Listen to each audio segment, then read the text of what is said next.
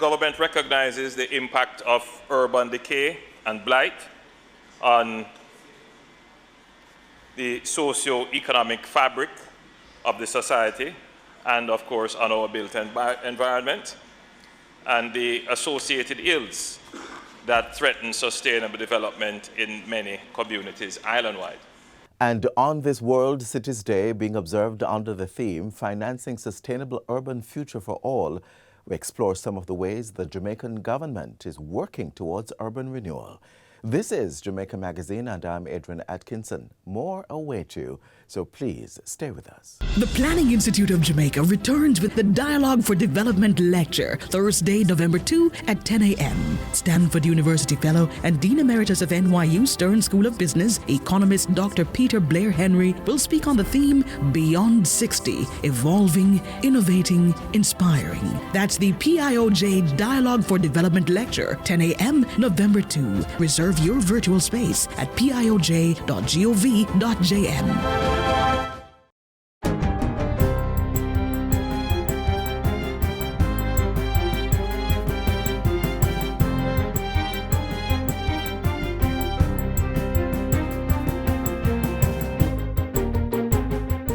The government is continuing its assessment of infrastructures following the 5.6 magnitude earthquake that shook the country on Monday. The quake was felt across 9 parishes, and up to last evening, 23 aftershocks were reported. At an emergency press briefing yesterday, Chief Executive Officer of the National Works Agency, E.G. Hunter, said preliminary reports had shown that there were no significant damage to roads and bridges. However, there were reports of landslides, mostly in parishes in the eastern section of the island, such as Portland, St. Mary, and St. Anne. Our parish teams have been mobilized, and these will be dealt with precipitously. We obviously will continue the assessment in the next couple of days.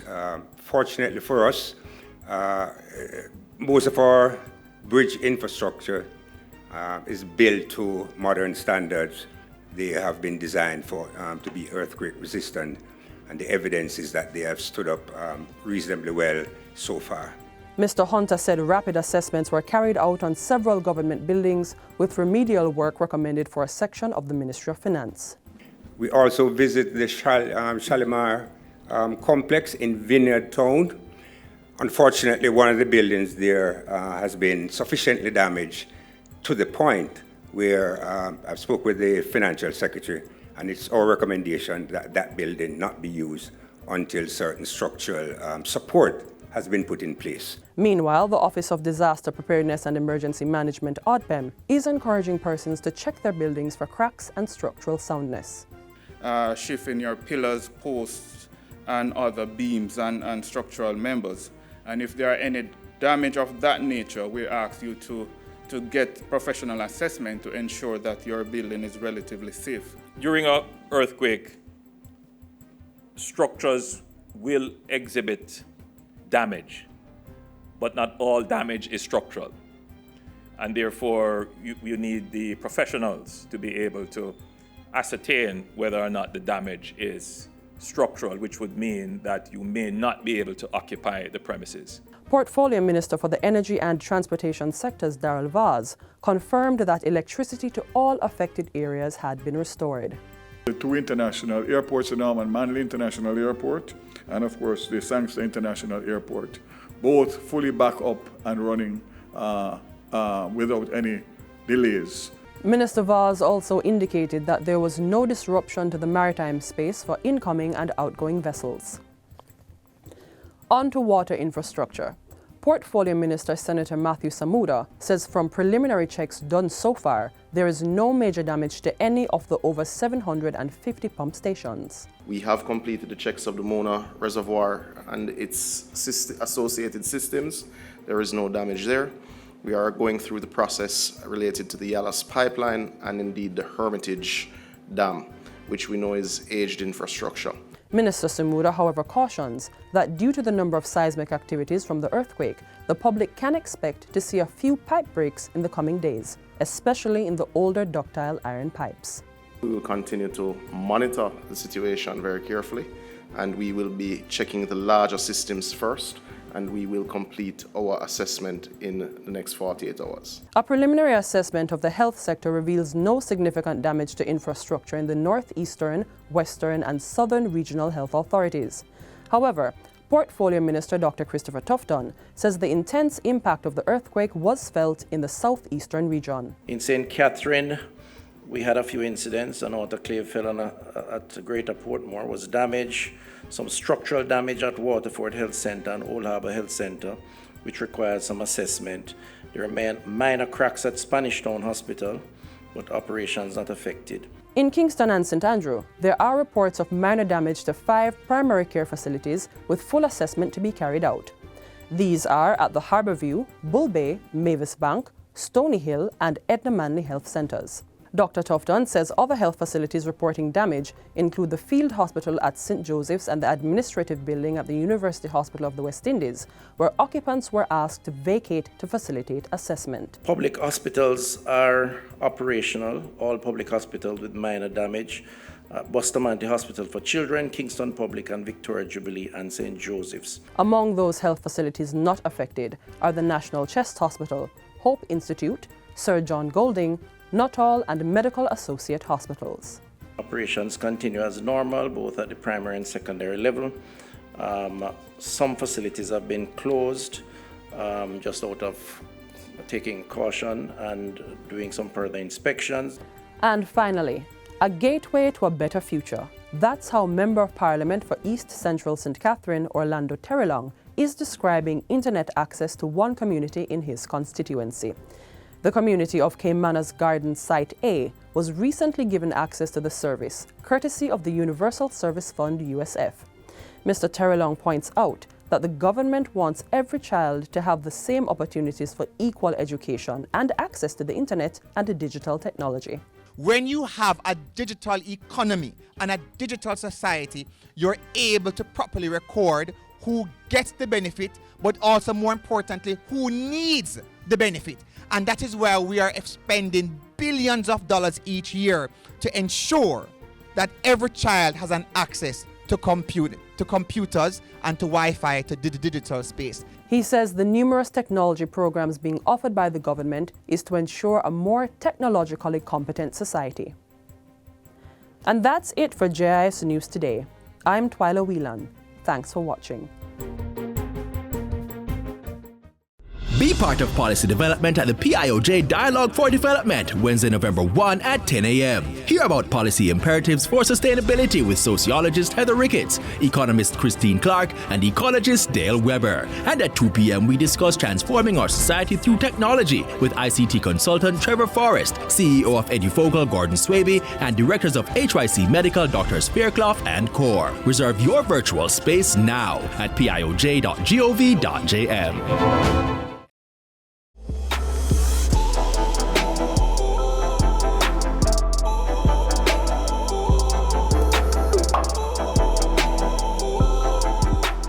The Prime Minister was up and about last week. Let's now get a recap of all that was covered.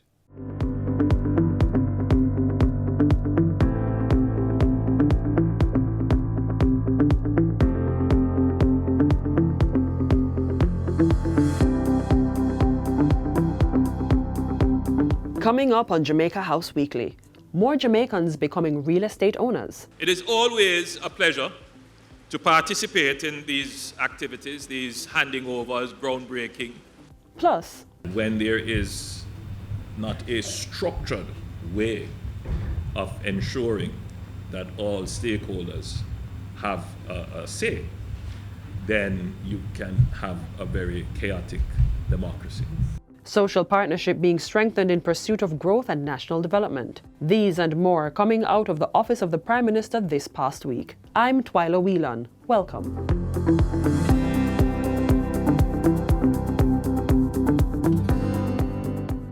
We're going to have a parallel army of social workers who are tasked to intervene and support families from the earliest stages.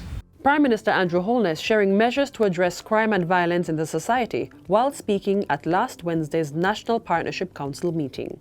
We're literally going to have to set up a ministry separate from the Ministry of National Security to have to manage social interventions, to treat with violence in intimate partner situations, in domestic situations, to support the development of the family. The Prime Minister disclosed that he awaits a report from the National Violence Commission, which will be reviewed and actioned. Meanwhile, Mr. Holness says the police force will be implementing a program to strengthen its crime-fighting capacity. The skills include intelligence gathering, investigations training, and standard setting. Data from the Jamaica Constabulary Force for January to September 30 shows that interpersonal violence accounted for 21% of total homicides, while gang-related murders accounted for 66%. The Prime Minister emphasized the importance of partnerships in bolstering growth and development on the island. In this process, all views contend, even if they're adversarial, even if they are conflicting. But what is brought to bear is the eyes, ears, and reasoning of all stakeholders to come to positions. And so the strategy and the structure of social partnerships work, and I believe Jamaica would be a very good example of a country that has pursued this to its economic development and social and political developments. Last week also saw a minister without portfolio in the Office of the Prime Minister, Senator Dr. Dana Morris-Dixon, updating the nation on the National Identification System, NIDS. She said all 4 regulations were being finalized for Parliament to review by year's end.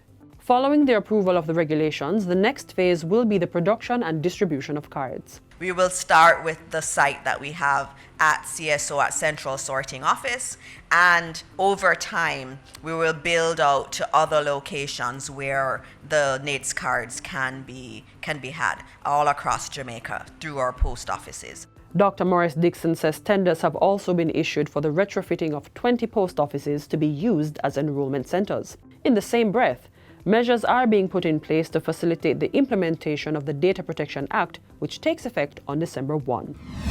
When I was elected, I gave a commitment that we are going to transform lives from poverty to prosperity. For Nicole, this is a reality. She has moved from this to this. Prime Minister Andrew Holness Friday as he issued keys to 2 families in northwest Clarendon. The units were provided through the new social housing program. I give thanks to God, thanks to you all. I really appreciate it. We are at a point where we're going to scale up the program, meaning we're going to allocate more money to the budget so we can do more houses, but we're going to do some other things that will help to expand our ability to put smiles on faces like Marvarese. It was a similar experience in Westmoreland on Wednesday when Prime Minister Holness handed over 58 serviced lots and 32 one-bedroom and studio units. Those dwellings were delivered by the National Housing Trust. All the people who are gathered here, the people who I serve, you have my assurance that I'm going to do everything within my powers for every moment that I have to work in your behalf, to get your dreams and aspirations, your desires fulfilled. Back at Jamaica House Tuesday, Prime Minister Holness met with representatives from the Jamaica Union of Tertiary Students. The Prime Minister also took time to salute first responders from the Jamaica Constabulary Force. The 6-member team were the top achievers in the LASCO Police of the Year Awards. Let me say that you are all excellent examples of what the force is trying to achieve.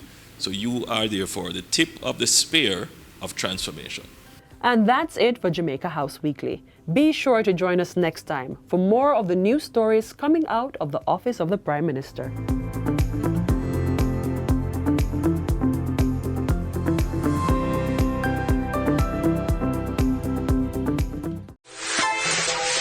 Get involved as we transform education for national development. Join the Ministry of Education and Youth at the Jamaica College Auditorium for a town hall meeting on Thursday, November 2 at 6 p.m. Let your voice be heard as we discuss ways to reform the education sector for a brighter tomorrow. That's a town hall meeting on education transformation. Come or connect to our live stream on the JIS, MOEY, and PBCJ social media platforms. Transforming education for national development for a brighter tomorrow.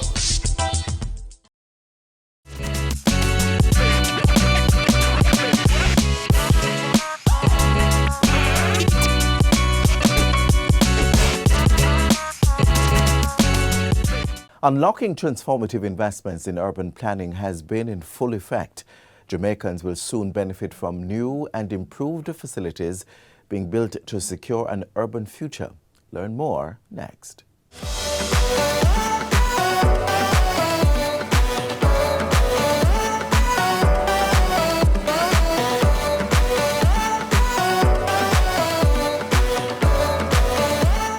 The government recognizes the impact of urban decay and blight on the socio-economic fabric of the society and, of course, on our built environment and the associated ills that threaten sustainable development in many communities island-wide. Community renewal interventions provide a platform for the coordination and enhancement of the delivery of public services to volatile and vulnerable communities. Consequently, the Ministry of Economic Growth and Job Creation has developed an urban renewal and development program as part of its mandate to strategically coordinate and implement urban renewal projects for the sustainable transformation of communities and towns across Jamaica.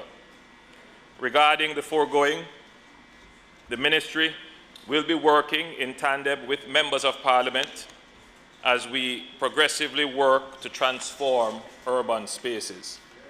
Therefore, I wish to advise the House that $4 billion will be made available to all constituencies for the implementation of specific projects under Phase 1 of this urban renewal development program. The projects to be undertaken must focus on infrastructure, and these projects will be zinc fence removal and replacement with approved materials. We are changing the face of our communities to remove unsightly fencing, park upgrading and creation of small, what is called pocket parks, installation, replacement of street signs. The street signs must be with the approval of the municipal authority. And I know, Madam Speaker, it is now fashionable to put up signs at the entrances of communities, but this project is not designed to do that. This project is designed for street signs. It is for urban renewal, for communities where the street signs have been torn down or they have been worn out over time, to replace them. So, Madam Speaker, it's a very specific mandate for urban renewal. And of course, Madam Speaker, the paving of sidewalks and pathways in some communities, this is absolutely important. Madam Speaker, the Ministry is working to develop a specific program which will be in Phase 2 of this general urban renewal, which will focus on constituencies that have extensive urban areas. So in this first phase, all constituencies will benefit because all constituencies have some element of urban areas in them.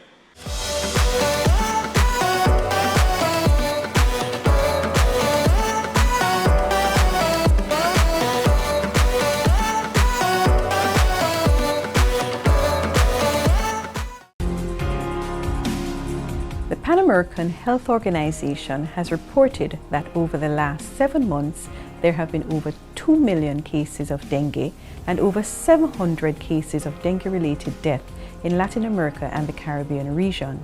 Jamaica continues to see an increase in the number of cases. Dengue is a preventable disease. Every effort must be made to stop the mosquito that causes dengue from breeding and from biting. At least once per week, search and destroy mosquito breeding sites around your homes, schools, workplace, and communities. Use mosquito repellent that contains DEET. Open your windows and doors during fogging. Let's work together to prevent dengue.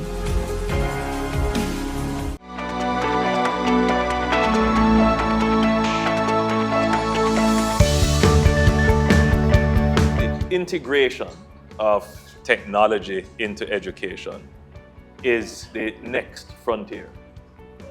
there is a fear that somehow technology, with all its advancements in artificially developing intelligence, could replace or minimize the role of the teacher. That is absolutely not the case when it comes to education. It means that the teacher now has a more powerful tool with which they can exercise their duties. And of course, you know, it introduces new challenges into the classroom, right? But it also introduces greater opportunities for engagement. So we are very happy to see technology transforming education, particularly in areas where children did not have the accessibility. Accessibility both to the educational space and to the content. And devices such as these tablets give accessibility to both the education space and to the content. So I'm very happy to see that content which was embedded in books are now digitized so that they can be easily accessible to persons who may be visually or hearing impaired, to persons who may learn differently.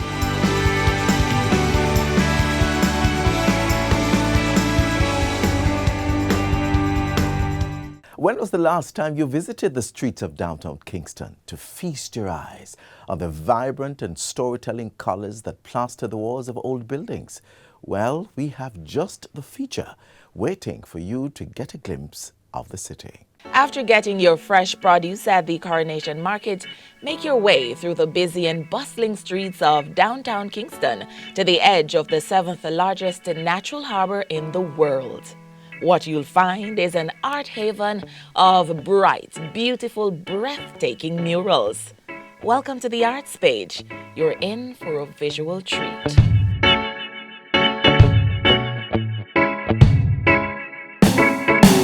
Art has the power to revive, and through this, the once abandoned-looking buildings in downtown Kingston now don freshly painted murals, transforming the area into an artistic hub abuzz with admirers. My mural depicts a representation of children in the inner city or from the inner city, from inner city communities that face challenging circumstances such as poverty, single parenting, and this shrunken ability to make positive decisions or choices.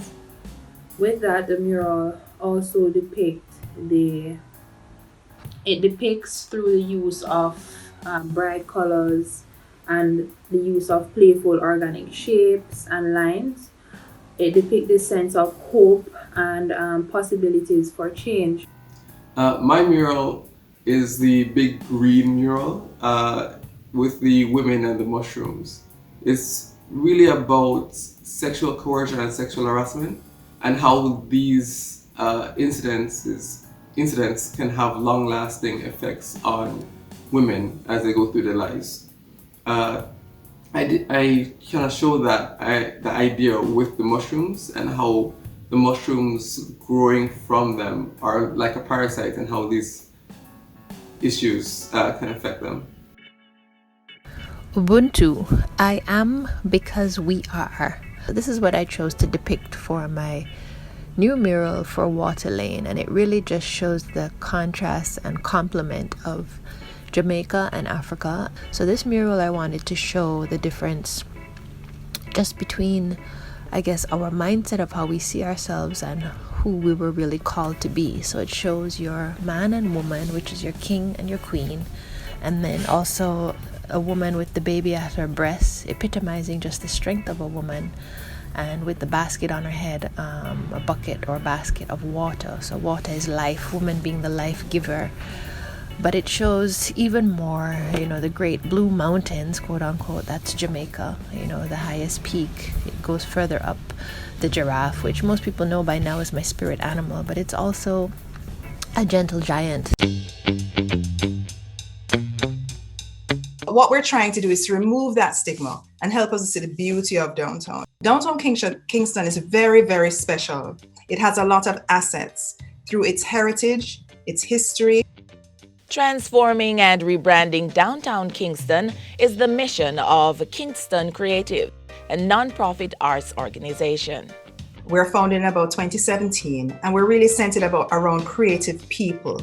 So our theory is that if you can empower the amount of creative people we have in Jamaica and enable them to succeed, they will then in turn employ people from their families, their communities, and together we'll get, growth in our creative economy. We'll have a healthy creative ecosystem. You can take a stroll down Water Lane to fully experience, grasp, and get lost in the stories on the wall. So we've partnered with the KSAC and with the Tourism Enhancement Fund and the Ministry of Culture, Gender, Entertainment and Sport. And we're developing this walkway that goes east-west. It connects our National Gallery on Orange Street, and then you walk along Water Lane and it connects you back with our museums that are on East Street. So it's a natural progression. We used to just walk up and down this lane as we're going on our art walk. And then we started talking to the owners and creating these murals. And now we have about 65 new murals in downtown that we've created since 2018. Artists and other creatives can also benefit from a creative hub and other initiatives. This includes the recently concluded Catapult program, an emergency grant for creatives. It allowed creatives to go on an artist residency for 2 months and they were paid $3,000 US. It allowed them to put their work online and they're paid $500 US. It really was a process of giving creatives grants so they could continue creating during the pandemic. We reached over 1,210 creatives in 26 different countries across the region with this partnership with the American Friends of Jamaica. It was our biggest grant to date. We've just signed a $1.295 million US partnership with the IDB. This is a 3-year partnership to explore what happens at the intersection of creativity and technology. Kingston Creatives is also a new member of the Global Cultural Districts Network and is listed among others such as Paris, London, and Dubai. Thanks to the efforts and partnership of Kingston Creative, downtown Kingston is well on its way to become a vibrant art district and a space for people to really enjoy our rich culture.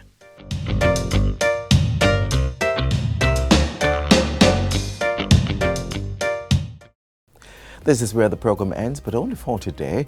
We here at the GIS hope you enjoyed every moment of it. Please join us again tomorrow when we'll have a lot more knowledge to impart.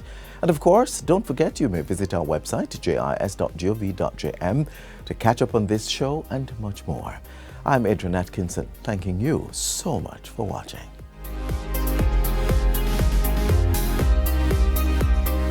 This has been a production of the Jamaica Information Service, the voice of Jamaica.